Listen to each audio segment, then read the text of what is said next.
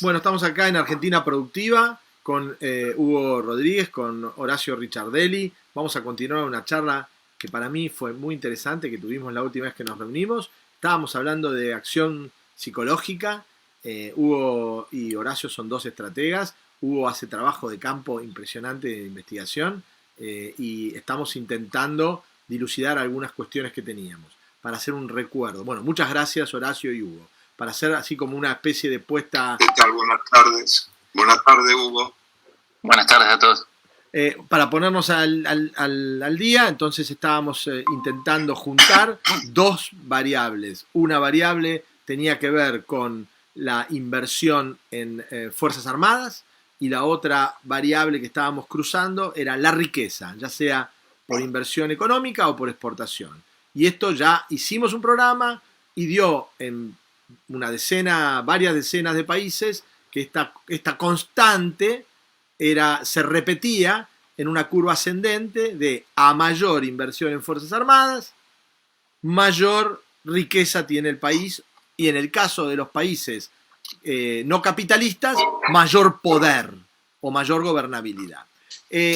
Horacio incorporó una variable más que no había estado considerada y era la variable de la producción de armamento. Nosotros estábamos hablando de Fuerzas Armadas poderosas, no necesariamente producción de armamento. Inversión en Fuerzas Armadas, no inversión en fabricar armamentos. Y ahí Hugo tiene un comentario para hacer. Voy a ampliar un poco para ver la presentación de Hugo como para que se entienda más. Bueno, comento entonces. Sí, vale.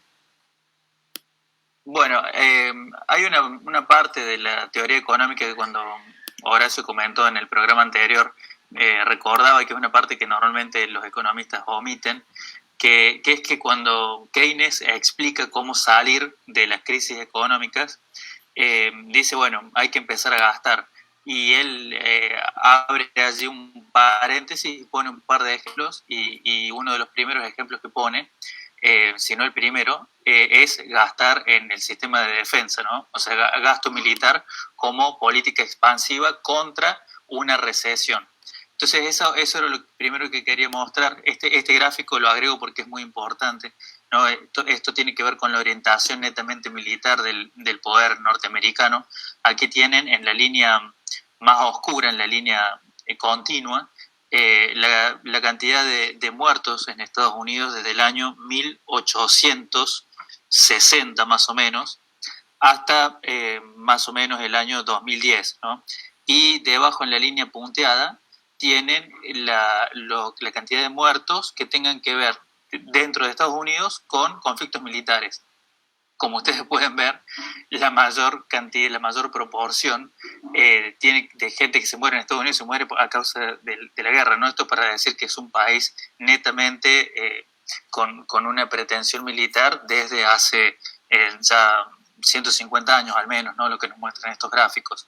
Para tratar de ver esta idea que mencionaba Horacio y que ya la había planteado Keynes hace unos 100 años, nosotros tendríamos que encontrar un momento donde el país, en este caso vamos a analizar muchos, pero por ejemplo Estados Unidos, donde el PBI per cápita, que sería una medida muy real de la economía de cada país, tiene un pequeño declive y ver si en ese momento de la caída del PBI per cápita el gobierno reacciona aumentando el gasto militar.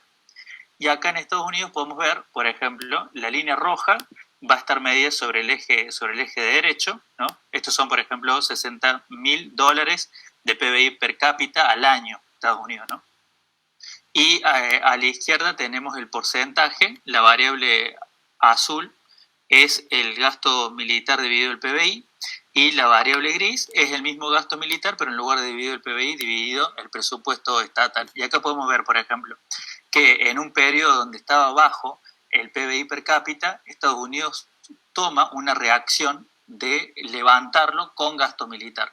Logra después que ese PBI per cápita crezca un poco y en el momento que cae le vuelve a pegar un poquito para arriba al gasto militar para que vuelva a tener una pendiente alcista.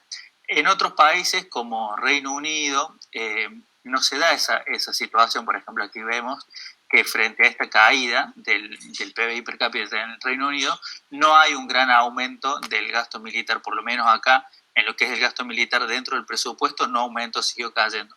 En lo que es el gasto militar dentro del PBI, sí se da, fíjense, en el mismo momento un pequeño golpe hacia arriba, pero no es tan significativo. Este sí me pareció un caso bastante atípico. Miren, Turquía, un país que normalmente no está bajo análisis desde nuestro punto de vista. Miren aquí, cuando la línea roja hace un pico hacia abajo, está compensada con un pico hacia arriba en el gasto militar, ¿no? Es decir, que no solo Estados Unidos hace esto. Acá Rusia no lo hace, el otro país que sí lo hace, miren acá, por ejemplo, Japón tiene esta caída y el gasto militar también cae, es decir, que no intenta levantar la caída del PBI con el gasto militar. Pero el otro país que sí encontré que lo hace es Francia. Miren aquí, cuando Francia cae el PBI, lo intenta revivir con un aumento del gasto militar. Pero bueno, en un intercambio anterior que ya habíamos tenido con el chino, me marcaba esto de ir un poco más a fondo, no con el gasto estatal en materia militar, sino con la producción de armamento en el contexto de las manufacturas, es decir, de la industria del país, es decir, meternos con la lupa mucho más adentro. Bueno, esto es lo que hay disponible a nivel mundial. Estos son datos del CIPRI, del Centro de Estudios para la Paz de Estocolmo. Es un organismo internacional que abastece de datos al Banco Mundial y sobre tráfico de armamento, producción de armamento, armas nucleares, información sobre el mercado en negro de esto también, ¿no? La principal empresa productora de armamentos en el mundo es Lockheed Martin, con, miren lo que produce, ¿no? Lo que vende en armas, son 53.000 millones de dólares al año, lo que debería tener en reservas el Banco Central nuestro. La segunda empresa, Boeing, 33.000 millones, Northrop Grumman, 29.000 millones.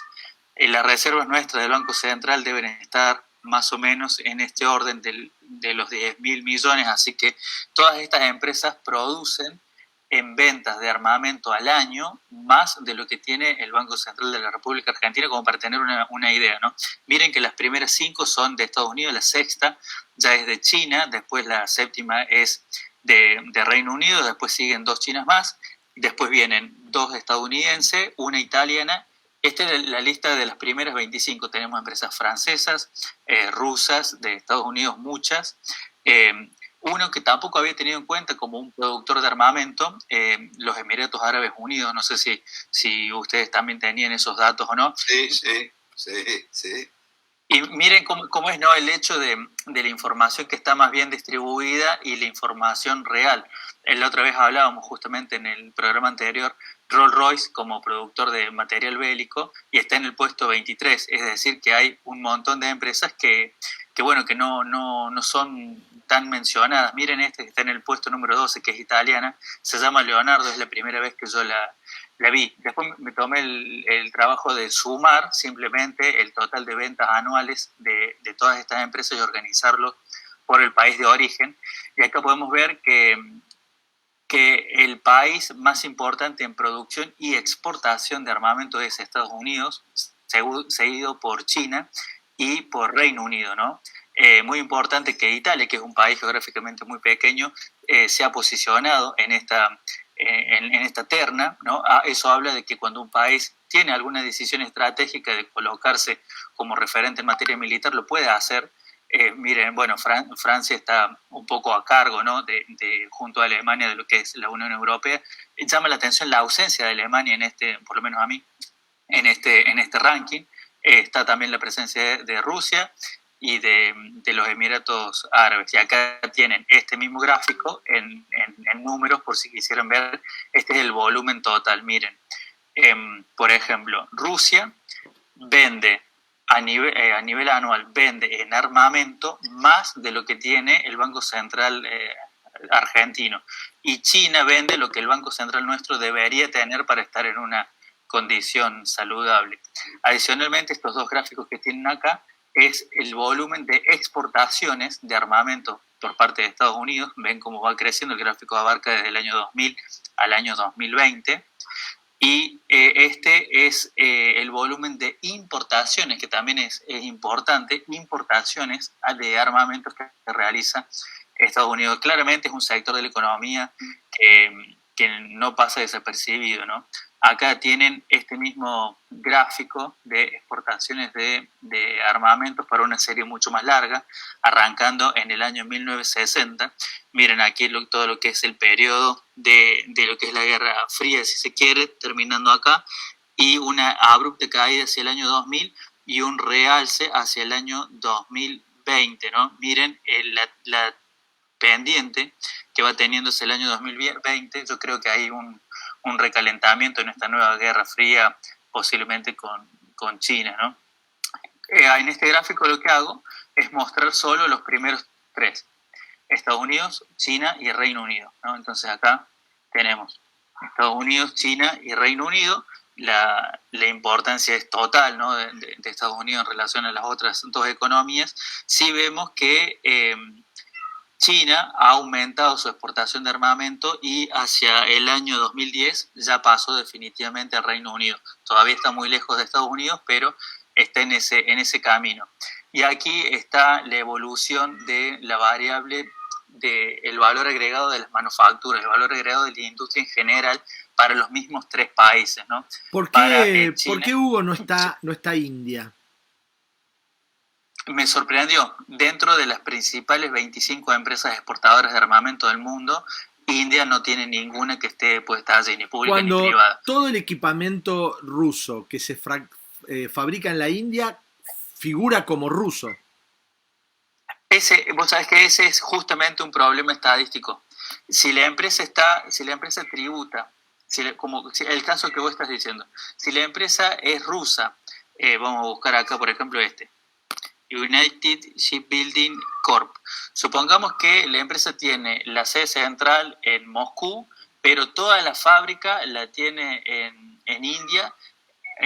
Acá lo deberían tomar como un valor de esta empresa y por lo tanto lo apuntan como ruso, ¿no?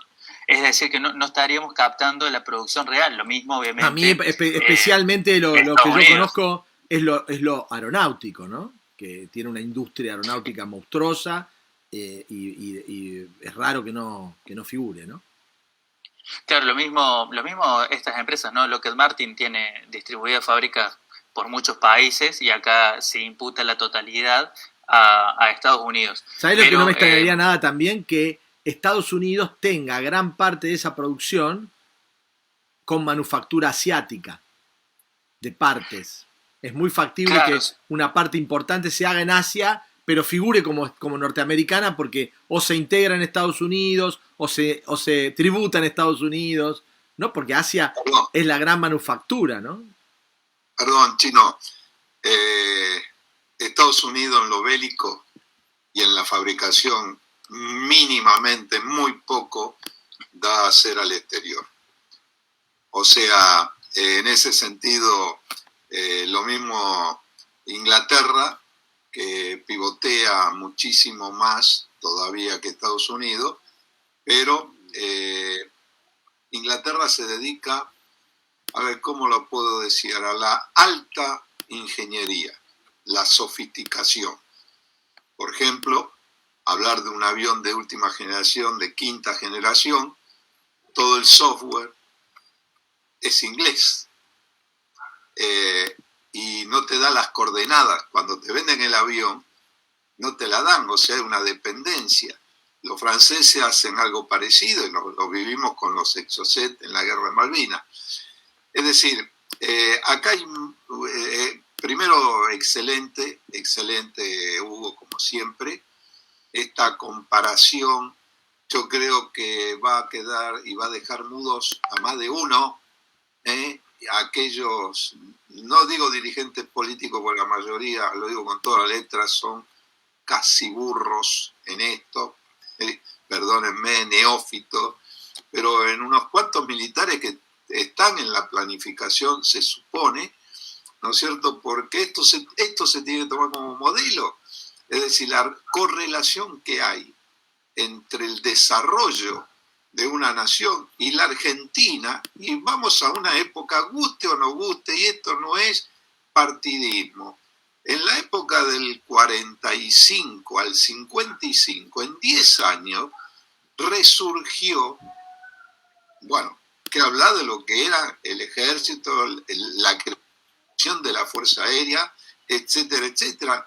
Pero a la par se instalaron y se repotenciaron todas las fábricas militares. Es decir, fue parte, motor, y vos que vivís en Córdoba, Hugo, sabés muy bien. Córdoba era una ciudad turística, una provincia turística. Yo me acuerdo de chiquito, 4 o 5 años, mis padres me llevaban a ver allá en Córdoba, y no tenían casi nada, salvo el turismo y la producción agrícola según la zona, qué sé yo. Pero cuando se instala la fábrica militar de aviones, llegó a ser una potencia. No solamente fabricaban aviones, fabricaban tractores Pampa, fabricaban la famosa moto Puma, fabricaron el famoso primer coche en el mundo hecho de carrocería de plástico.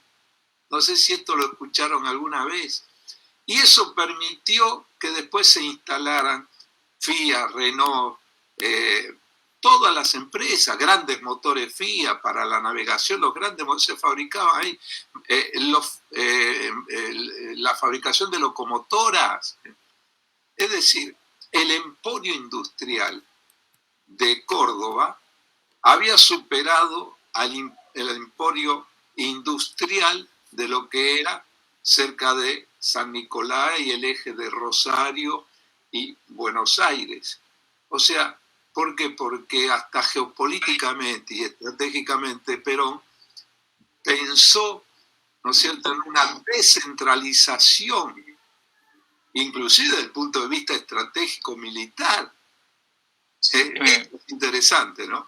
Hago un comentario que va a sonar muy, muy raro, ¿no? Tenía un profesor de historia económica que decía que Córdoba era autopartista desde la época del virreinato, ¿no? Porque acá se criaban las mulas. Pero hay que pensar, ¿no? Incluso con aquella tecnología que de aquel momento, cómo se ubicaba espacialmente, en este caso, cerca de la ciudad de Córdoba, las producciones, ¿no? Había, digamos, una planificación de dónde producir las cosas y lo que necesitaba un proyecto político, ¿no? Ni más sea en ese caso mulas. Y hoy en la Argentina parece tan a la deriva, ¿no?, en materia de planificación. Exacto. Vos sabés, Hugo, en la época de esplendor, que yo estaba en Córdoba, estaba destinado, estuve casi un año, casi 2 años destinado a la fábrica de aviones, inclusive, habían 12.000, casi 13.000, entre militares, civiles, ingenieros, técnicos, operarios, especialidades, escuelas de... Vos viste el emporio que es, lo inmenso que es la fábrica de aviones. Fue la primera de Sudamérica, la primera y una de las primeras del mundo. Wow. ¿Sabés cuántas industrias o gente, digamos, que hacía la tuerquita, el destornillador, o sea, la subsidiaria?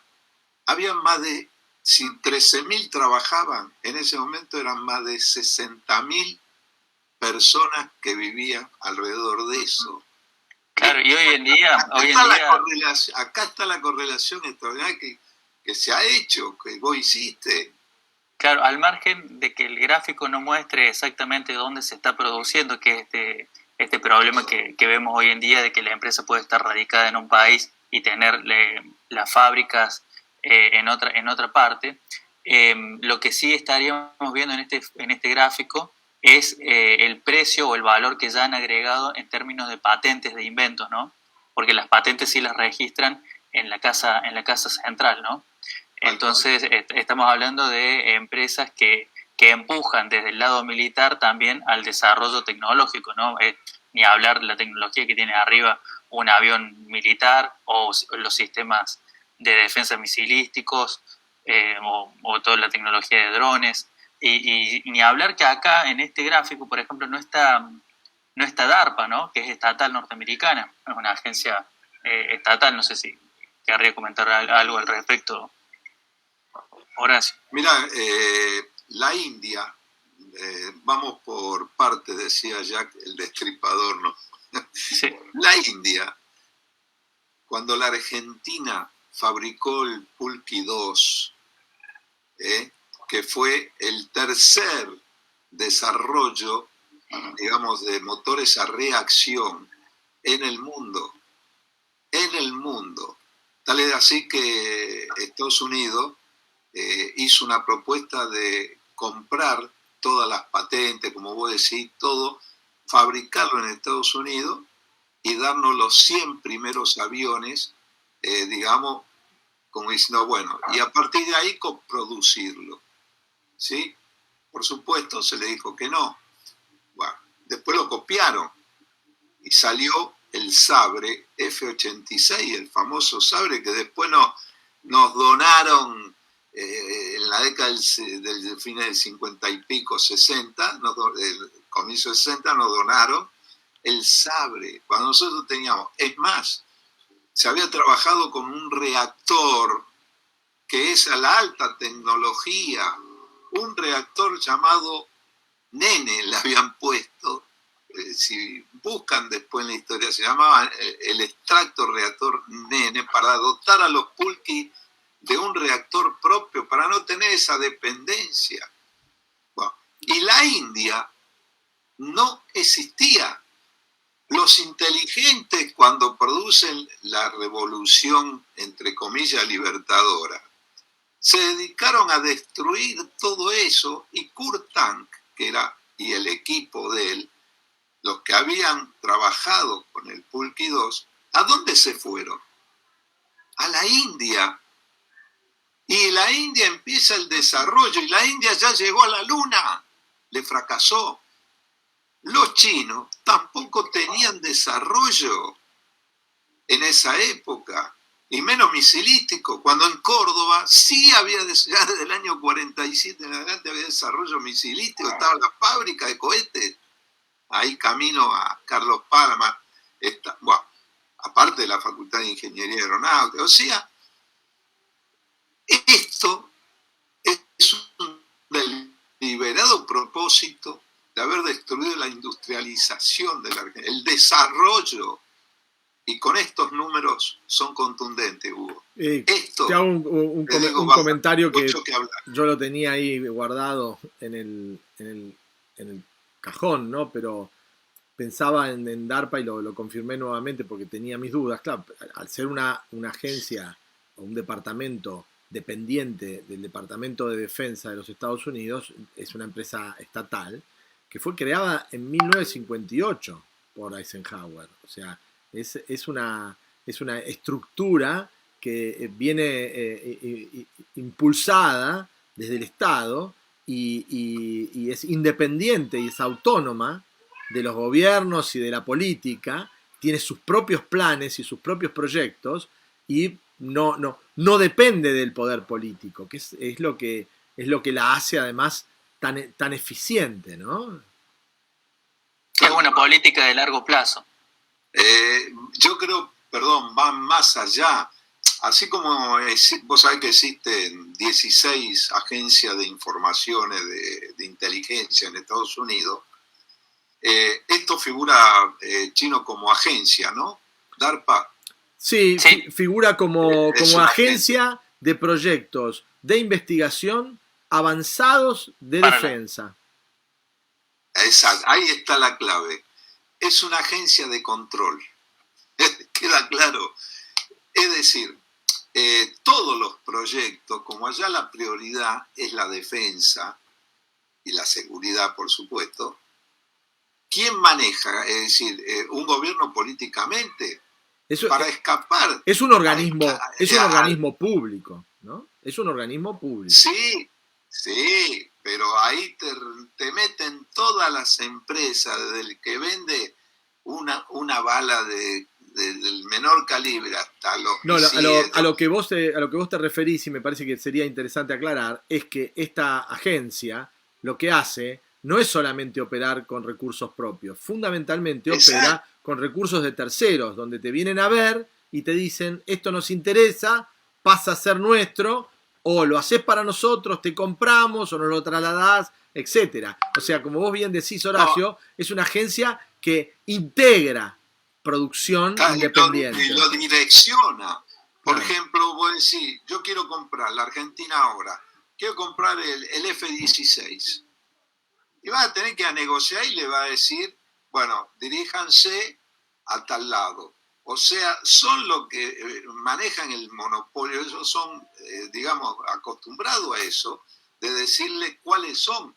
Cuando se hizo el convenio en Córdoba con la Lockheed, Hugo y Chino, para ciertos componentes del Hércules, reparación mayor que también fue un caballo de Troya que nunca se llegó a fondo en el convenio, pero tuvieron que accionar a través del gobierno y a través de esta agencia. Pero imagínate que al producir más del 50% del armamento del mundo, definir la producción, pasa por esta agencia, la producción de los aviones de última generación, el radar, ¿no? Los tanques, el radar, el motor de propulsión a chorro, los últimos helicópteros, el computador electrónico, la bomba atómica, ¿no? Ni hablar, ¿no?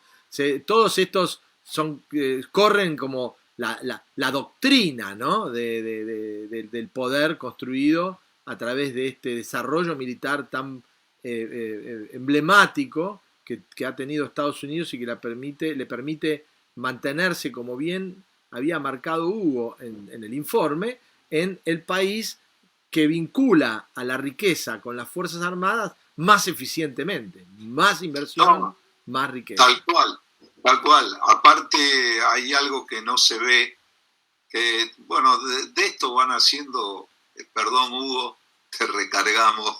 Yo en otra época lo hacía también, las investigaciones, y ahí quedaron los testimonios de los libros y otros escritos. Horacio, excede a lo militar también. Me parece que es interesante porque estamos hablando de cuando vos haces un desarrollo militar, cuento un caso, el GPS es un ejemplo. El GPS sale de esta agencia y después se transforma en un negocio comercial.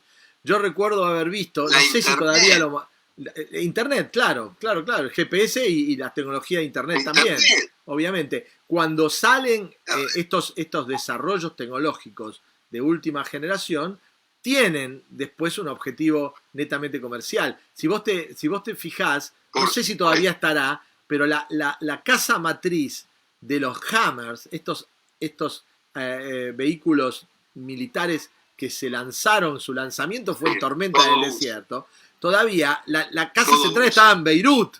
El site decía que estaba en Beirut y después transformaron eso en un negocio comercial y hoy nos encontramos con un producto comercial que se vende en el mundo entero que salió de esta agencia, digamos. Claro, y ahí está el otro encubrimiento que hace. Esos desarrollos llegan a la sociedad civil, por decirlo así, entre 10, 15 y 20 años después, cuando ellos han explotado y han avanzado en el desarrollo, bueno, ahí encuentran condiciones para decir, bueno, ahora vamos a resarcirnos de lo que invertimos.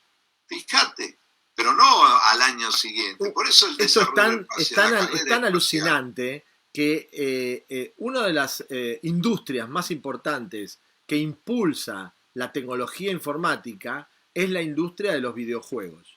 Los videojuegos, por un problema de requerimiento, impulsan enorme cantidad de software y de hardware para que esté a la altura de estos videojuegos cada vez más exigentes, cada vez más competitivos, cada vez más complejos.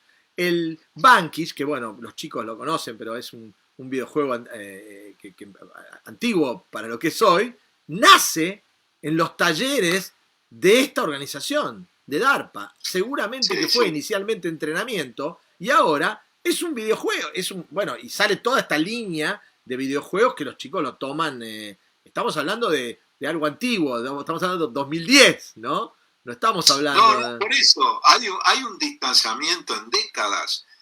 Un corolario de esto, por ejemplo, es cierto? Que yo lo he vivido estando en Suiza, en congresos internacionales de mi especialidad, como es meteorología, ¿no es cierto? Que ellos son egoístas, te lo digo yo, porque invierten, y me pasó en lo personal, yo llevo, digamos, un paper, como dicen en los congresos, tuve casi 2 meses, más, casi 3 meses, sobre un desarrollo sobre la capa de ozono en la Antártida.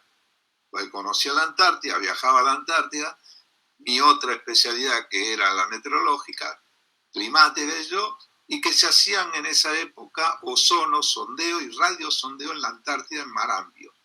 Entonces, entre mis ratos libres, como pasó siempre, me dediqué a relacionar lo que hace Hugo, las curvas, ¿no es cierto?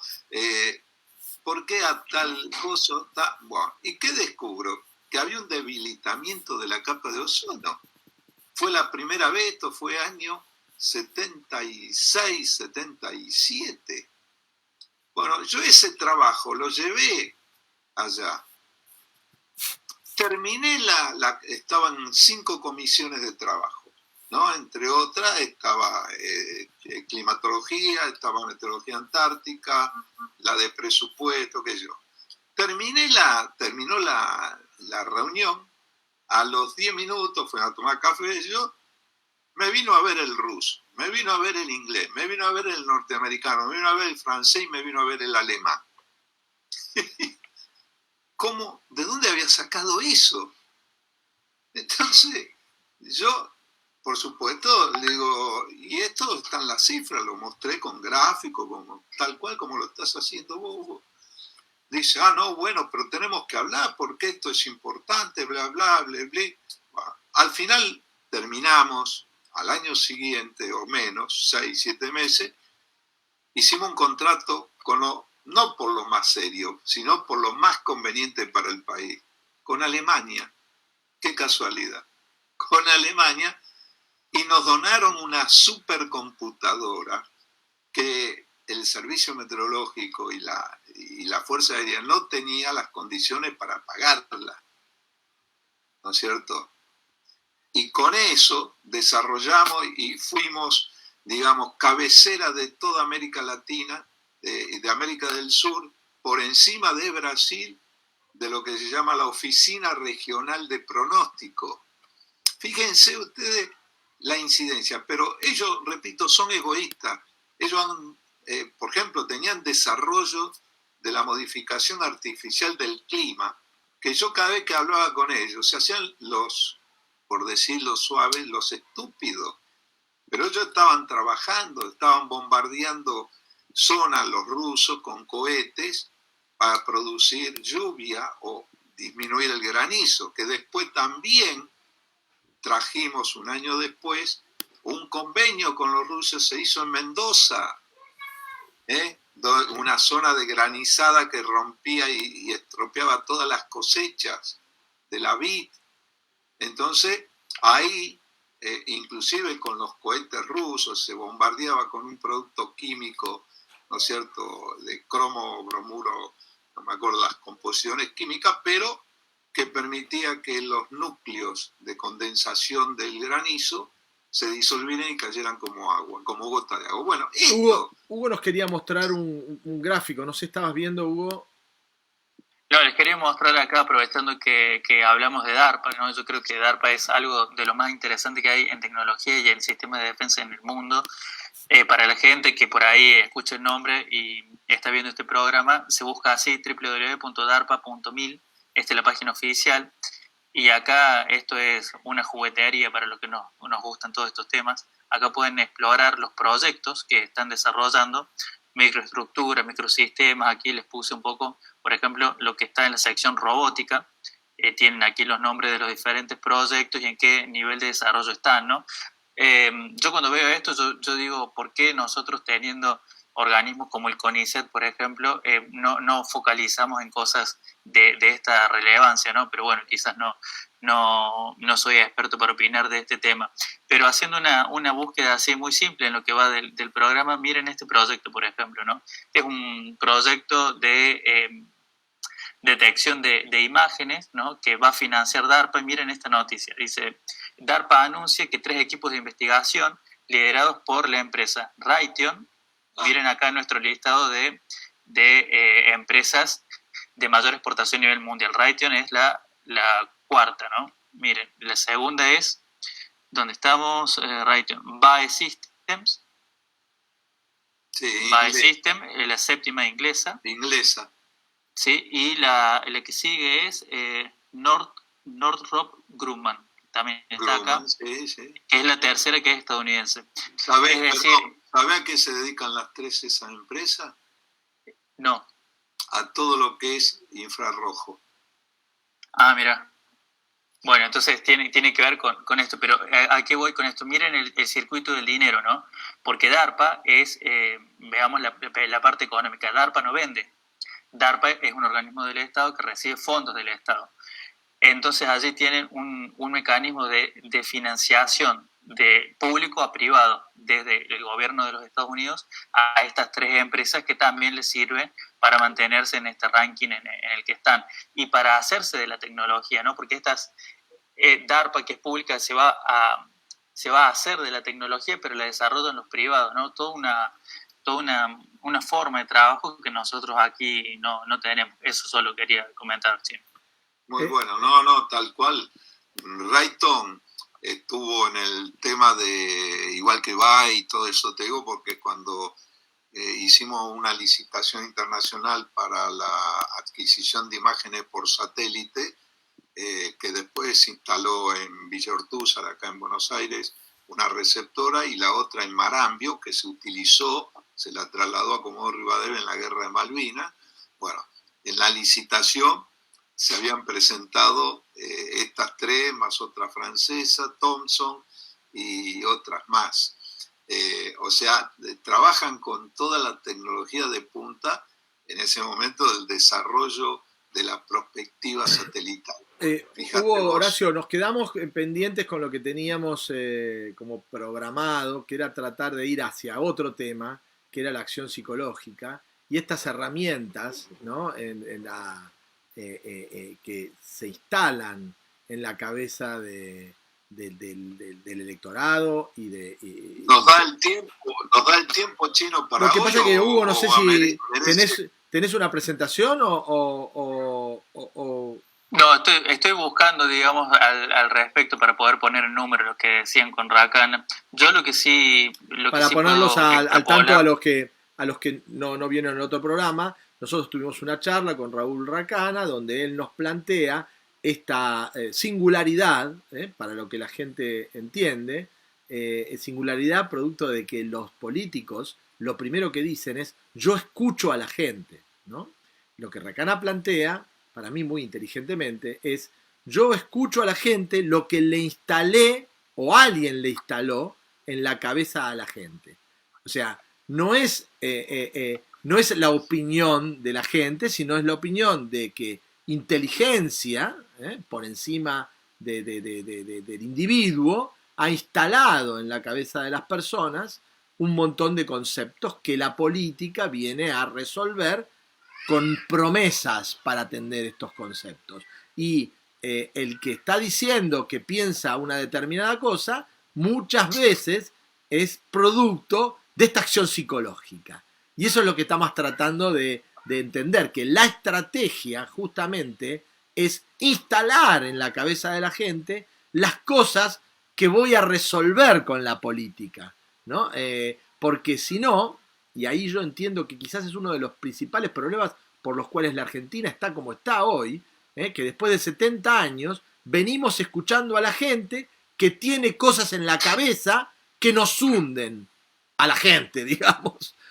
Porque si los políticos le dan respuesta a la gente en las cosas que tiene en la cabeza, y estas respuestas que pueden ser: dame plan, dame alternativas, dame subsidios, necesito que me mantengas una infraestructura de bajo costo, quiero pagar la electricidad menos de lo que cuesta generarla, etcétera, etcétera, etcétera. Todos estos conceptos que están instalados en la cabeza de las personas son el karma de las mismas personas, digamos. Hay que cambiar eso en la cabeza, y eso es de lo que habla Rakana, y estábamos tratando de estudiar eso, ¿no? Sí, yo empecé a hacer una pequeña búsqueda, les muestro un pequeño adelanto, ¿no? Pienso que tiene razón, para explicarlo en otros términos. Rakana lo que plantea es: el político responde está en el lugar C, ¿no? Y responde el mensaje de B es el pueblo, pero a la vez, al estar en C, le crea la condición en el punto A al pueblo, entonces le crea una condición de sumisión, el pueblo toma esa condición y le eleva un mensaje de una necesidad. Pero es un círculo cerrado, ¿no? Yo, por ejemplo, extrapolando con la presentación que acabamos de hacer entre los tres, yo creo que el sistema, por ejemplo, de defensa y armamentístico tiene mucho que ver, ¿no? Si uno no tiene, que es el caso de la Argentina, empieza a generar el mensaje subliminar de no puedo, ¿no? Estoy en un país donde no puedo, estoy en un país resignado, porque si yo tuviera tal sistema de defensa podría, pero como no tengo, no puedo, ¿no? Y eso se empieza a instalar. Empecé a buscar algunos datos más, no terminé de buscar todo, pero eso lo podemos ver para otro programa, pero encontré estos dos, por ejemplo, que los amplío un poquito para que los vean. Esto es la cantidad de docentes que tiene el sistema primario en Argentina, ¿no? Primero, si ustedes ven, esa falta de datos son falta de datos de reportes de la Argentina al sistema internacional, ¿no? Argentina, durante muchos periodos, o sea, fíjense acá del 89 al 95, Argentina no quiso decir cuántos docentes tenía, ¿no? Y eso nos pasa en varios años, no pueden estar estas series de datos tan importantes cortadas como es este caso. Pero después tenemos, fíjense aquí en los últimos años, una caída, incluso una caída desde el punto más alto, acá 2008, respecto del año 1994, ¿no? Una caída en la cantidad de docentes del sistema de educación primaria. ¿Qué mensaje subliminal estamos enviando allí, ¿no? Que se vayan del colegio, ¿no? Miren esto. Esto son los chicos, sería la matrícula de estudiantes de la primaria, ¿no? Esto, ni hablar de Horacio, si lo compara con la capacidad intelectual de nuestros políticos, digamos, ¿cómo no van a estar viendo nuestros políticos este tipo de gráficos, por ejemplo? ¿Cómo podemos tener una matrícula en el año 2019 inferior a las matrículas que tuvimos durante los 90, ¿no? Cuando la población argentina no ha parado de crecer? ¿Qué está pasando, no? Yo creo que ahí se está instalando este mensaje de no es por el lado de la educación, no es por el lado de estudiar. Argentina es un país donde no puede, Argentina es un país donde si te puedes ir, andate, ¿no? Yo creo que eso ha llegado a un punto, ha pasado han instalado el mensaje, se ha instalado en B, se ha instalado en el pueblo, y B ya lo está manifestando en C, ¿no? O sea, lo está devolviendo como mensaje a los políticos, ¿no? Yo estoy tratando de armar algo, la idea de Raúl Rakana que tenía ahí con el chino es un poco compleja de visualizar, pero creo que por aquí se pueden dar unos primeros pantallazos. Sí, muy bueno. En toda, matemáticamente hablando, uno de mis fuertes también, en toda línea discontinua, como es esto, se puede interpolar y se puede, digamos, llegar no con mucha precisión, pero se puede llegar a ver qué pasó por más que oculte, porque en los gráficos discontinuos, digamos, no existen salvo que haya una hecatombe mundial o qué sé yo, matemáticamente inclusive. Entonces yo creo que hay que, por ahí una idea, matemáticamente se hace interpolando. O sea, si tengo acá, por ejemplo, hasta el año 1985 y después se corta hasta el año 1995, son 10 años, y bueno, y algo pasó acá. Entonces hay que interpolar, se puede. Esto lo digo porque también tuvimos, cuando se implementó el cálculo numérico en las variables meteorológicas, tropezamos con este problema. Claro, pero miren esto, por ejemplo, ¿no? Entiendo la extrapolación que para el que nos esté viendo que no maneje el término. Horacio dice, podemos juntar este punto que está aquí con este, más o menos sabiendo que de alguna manera llegaron de acá hasta allá, digamos, ¿no?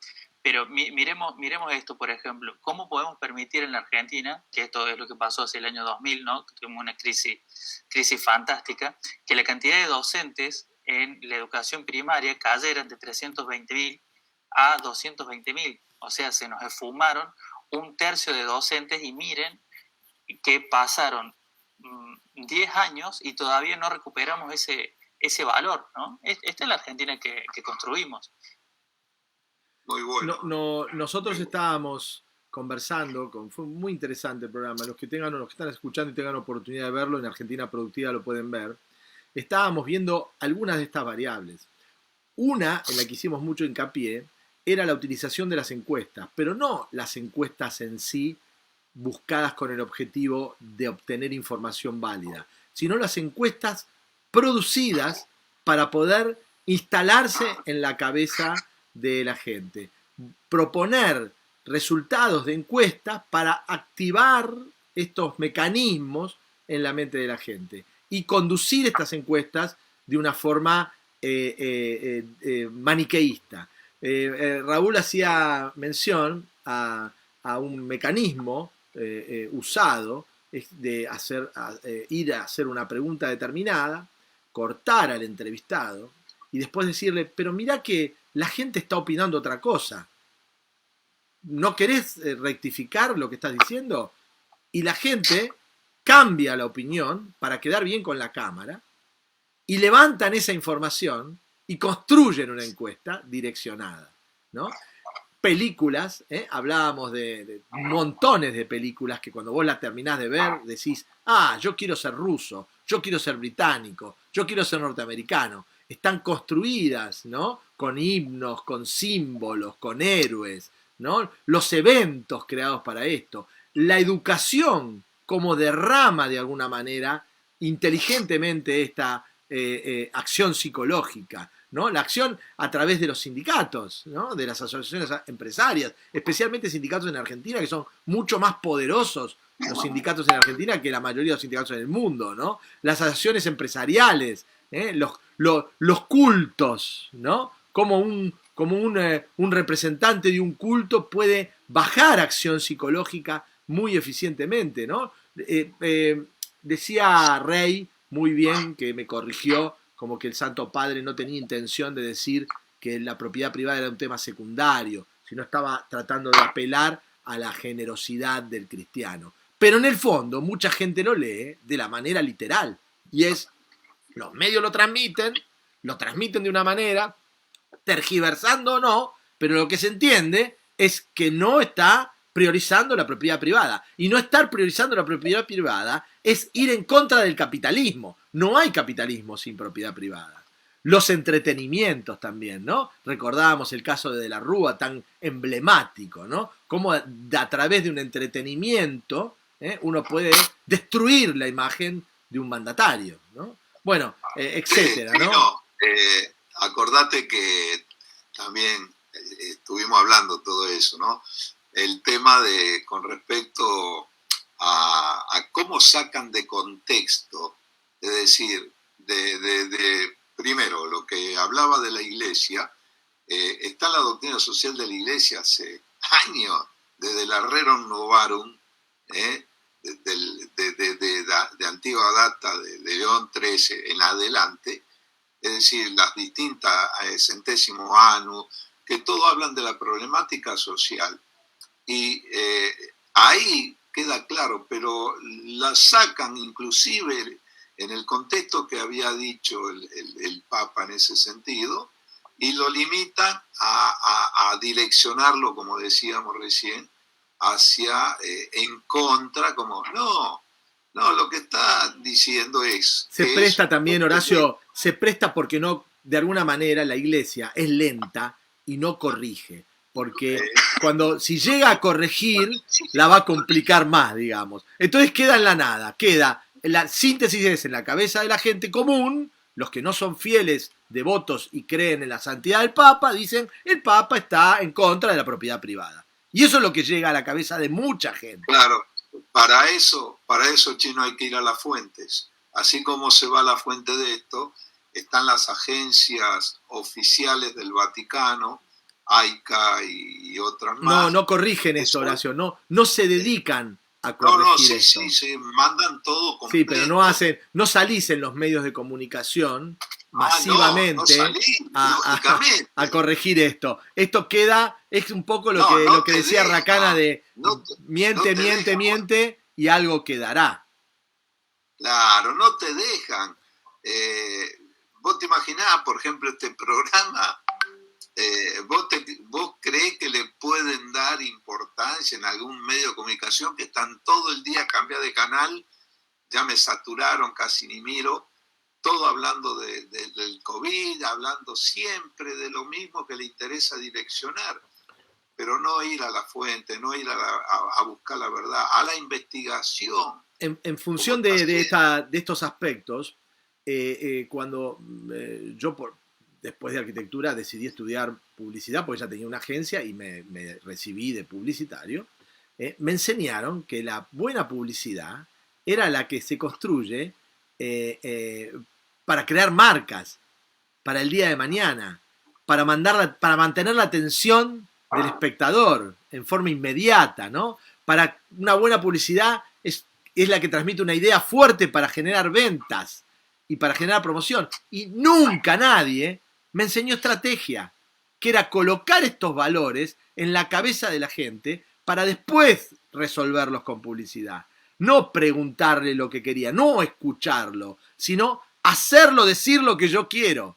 Cuando hablaban de marketing, ¿no? Como me decían, no, a mí me enseñaban producto, precio, punto de venta, promoción. Pero nadie me decía, le tenés que meter esto en la cabeza a la gente para que después la atiendas en el punto de venta, con un buen precio, con un buen producto, con una buena acción promocional. Pero lo más importante, que es lo estratégico, como dice también amigo Racana, ¿no? Y parafrasea a Perón, ¿no? No se explica, se actúa, digamos, ¿no? La estrategia se vive. Sí, no, ahí en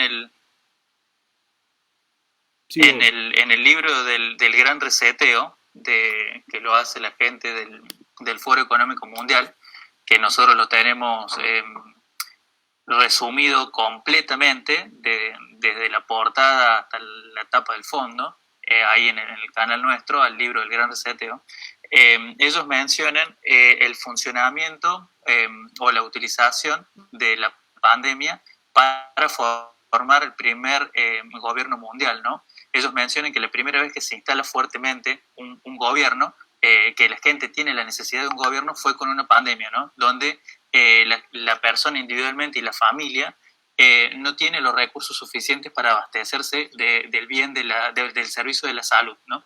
Entonces ellos plantean que una pandemia a nivel global genera la oportunidad para replantear, por ejemplo, el sistema de gobernabilidad mundial, ¿no? A través de la OMS y desde ahí a una plataforma de un gobierno mundial, ¿no? Ahí veo en ese ejemplo que está escrito por la gente del Foro Económico Mundial en el libro El Gran Reseteo. Ahí veo toda esta técnica que vos estás planteando, ¿no? De generarle la necesidad a la gente, que la gente empiece a pedir que haya un Ministerio de Salud a nivel mundial, un abastecimiento, en este caso, de vacunas a nivel global, y que eso no lo puede hacer otro ente más que un gobierno mundial, ¿no?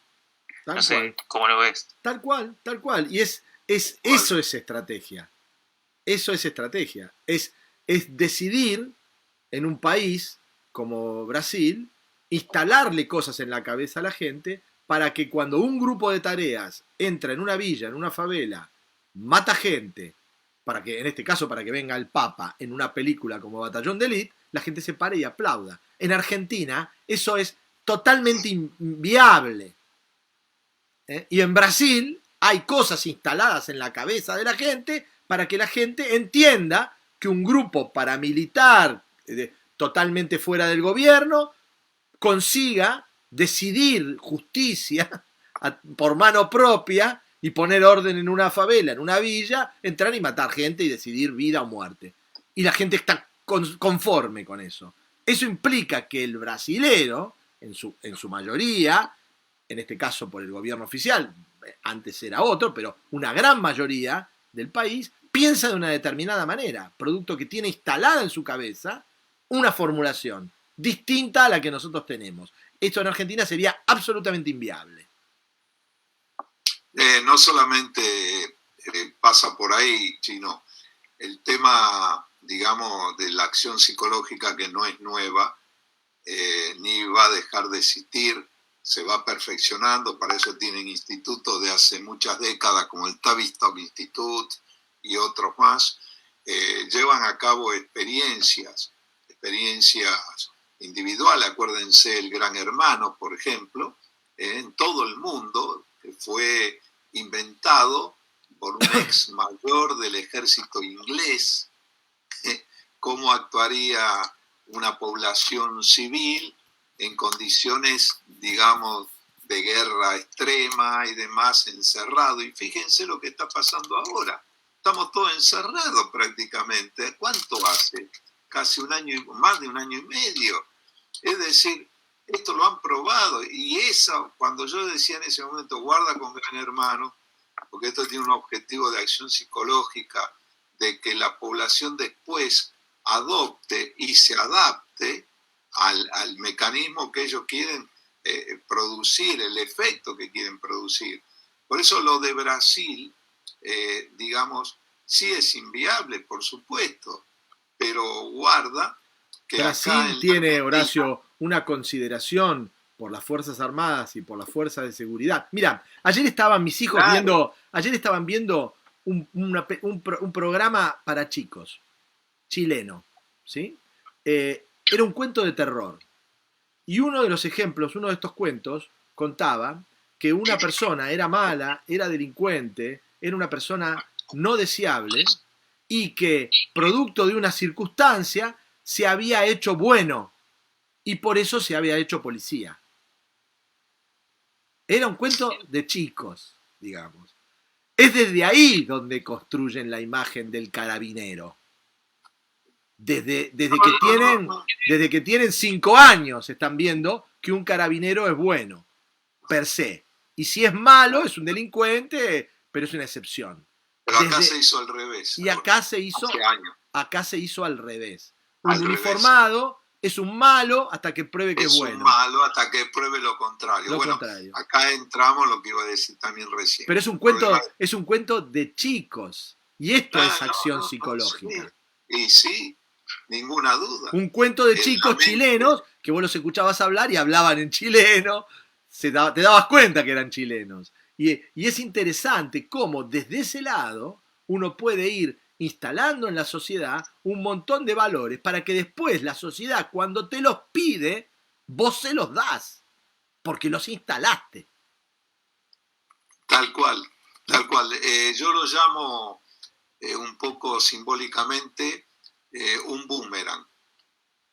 Un boomerang que vos lo lanzás con una dimensión a un objetivo determinado, una persona, un grupo social, lo que sea, está un tiempo, crece y vuelve otra vez para el manipuleo que vos decías. Mirá, mis hijos en un viaje hace muchos años, yo viajaba bastante a México, iba con mis hijos, bajé hacia el aeropuerto y uno de mis hijos, mi hijo más pequeñito me dice, papá, acá son todos gente mala. ¿Por qué? Le pregunto. Y mirá las caras. ¿De dónde había salido eso? Disney, en ese momento, instalaba al bandido como un mexicano. Que era el bandido. Sí, no. Y el tipo dijo, estos son todos chorros, son todos malos, tienen portación de cara. Los mismos patriotas mexicanos, fíjate cómo los ponen indisciplinados, fuera de la ley. No, yo creo que los mexicanos nos quieren porque no tienen espacio para odiar más que lo que odian a los norteamericanos, ¿no? Por eso nos quieren a nosotros. Han actuado, que hoy o mañana podemos hablar eso, hace ya de fin del siglo pasado, que me pidió un trabajo justamente de una universidad de Brasil sobre geopolítica de las migraciones igual que geopolítica del turismo, o sea, ¿qué conlleva? Por ejemplo, las migraciones son invasiones o corrimientos de la frontera que se llama viva. O sea, cuando vos las fronteras son fijas, tan delimitadas, pero cuando vos mandás un contingente de miles y de a poco, en este caso México, porque, digamos, casi más de la mitad del territorio de México fue a parar a manos de Estados Unidos, Texas, todo lo que era, ¿no es cierto?, California, bueno. O sea, dijeron, bueno, vamos a hacerlo al revés. Por eso no lo para nadie, ni los muros, ni nada. Gracias, por favor, que estamos en una hora, ya hace un montón de tiempo. Perdón, Hugo, porque podíamos haberte sacado mucho más el jugo. Te pido, por favor, que tratemos de hacer este programa de herramientas. Me parece que va a ser muy útil y muy interesante. Estas herramientas de acción psicológica, las formas de introducir estos mecanismos y cuáles son. Depende de donde estés parado, estos conceptos que se tratan de instalar. Gracias, gracias, Hugo. Gracias, Horacio. Gracias, chicos. Digo lo último con respecto a esto. El no agotarlo a Hugo en todo esto significa que vamos a tener más programas. No, totalmente, Hugo. Gracias. Un abrazo. Muchas gracias. Un abrazo, gracias por la invitación. Gracias, Hugo.